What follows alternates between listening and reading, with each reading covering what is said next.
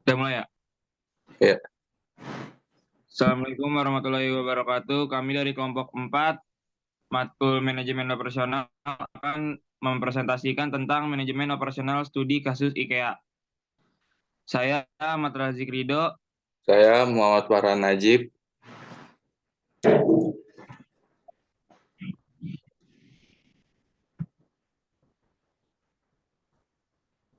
Latar Latar belakang. IKEA merupakan retailer furnitur global yang paling sukses dengan 276 toko di 36 negara. Ingvar Kamprad mendirikan bisnis ini pada tahun 1950-an di Swedia. Ia memilih lokasi-lokasi di luar kota sehingga toko akan lebih besar dan lebih murah. Teknik penjualan khusus yang digunakan IKEA yang meliputi desain tata letak toko-toko yang memiliki perabotan yang tertata seolah-olah berada di rumah, menghasilkan pelanggan yang menghabiskan waktu lama di toko dan kemudian ingin mendesain rumahnya seperti yang ada di toko. Pada awalnya IKEA menjual produk pemasok, namun kemudian beralih merancang dan menjual produknya sendiri dengan pemasok yang membuat, mengemas, dan kemudian mengirim kepada pelanggan.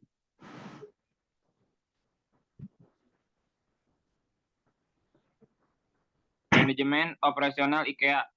IKEA telah menyadari betapa pentingnya manajemen operasi untuk keberhasilan perusahaan atau organisasi tersebut. Pemahaman ini tampak pada bagaimana IKEA mengelola jaringan operasi yang dapat merancang produksi dan mengirimkan. Manajemen operasi yang dilakukan IKEA berdasarkan pada Heiser dan Render tahun 2011.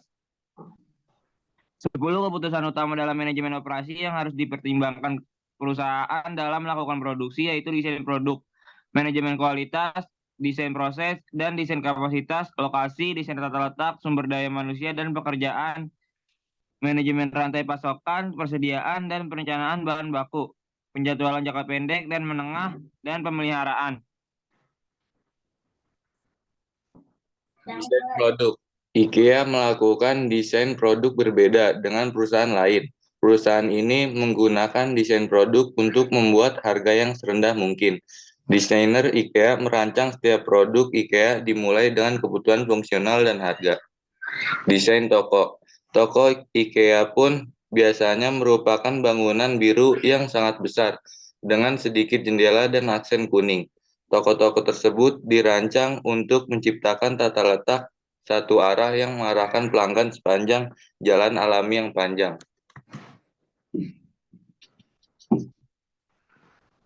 Manufaktur.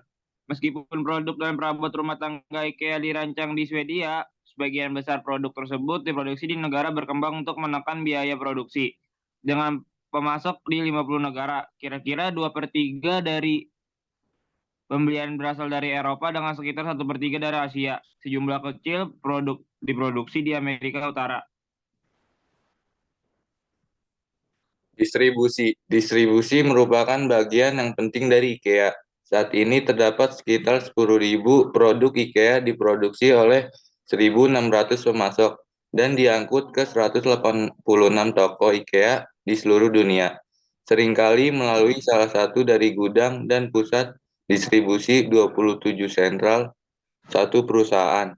Perhatian utama IKEA dalam hal distribusi adalah bagaimana membuat rute dari pabrik ke pelanggan yang sesingkat mungkin.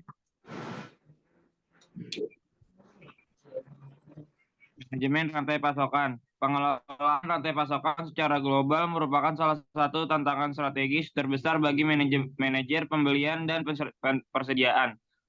Tekanan yang meningkat untuk mengurangi biaya menyebabkan perusahaan untuk mengalihkan sumber dari pemasok lokal menjadi pemasok berbasis negara biaya rendah. Manajemen rantai pemasok. Satu, lingkungan. Pesaing utama perusahaan IKEA terdiri dari toko furnitur, retail, dan online. Beberapa perusahaan internasional yang merupakan pesaing utama dari IKEA adalah The One, Home Depot, dan Pottery Barn. Sedangkan pesaing yang berada dalam ranah online adalah Amazon dan Alibaba Group. Dua, sumber daya. Toko atau gerai milik perusahaan yang berada di seluruh dunia memiliki fitur yang memungkinkan perusahaan dan pelanggan mendapat manfaat melalui kegiatan belanja. Selain itu, IKEA memiliki 27 kantor layanan perdagangan di 23 negara, 33 pusat distribusi, dan 15 pusat distribusi pelanggan di 17 negara, dan 43 unit produksi industri di 11 negara.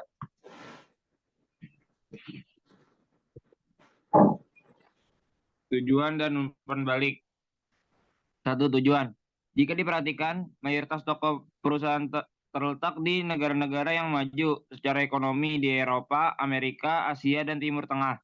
Dan dengan demikian berfokus pada operasi di pasar yang sangat menguntungkan.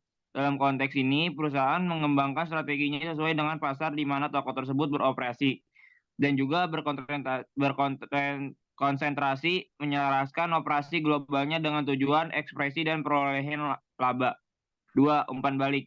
Strategi IKEA yang berpusat pada pelanggan mencakup mendapatkan umpan balik dari pelanggan secara terus-menerus.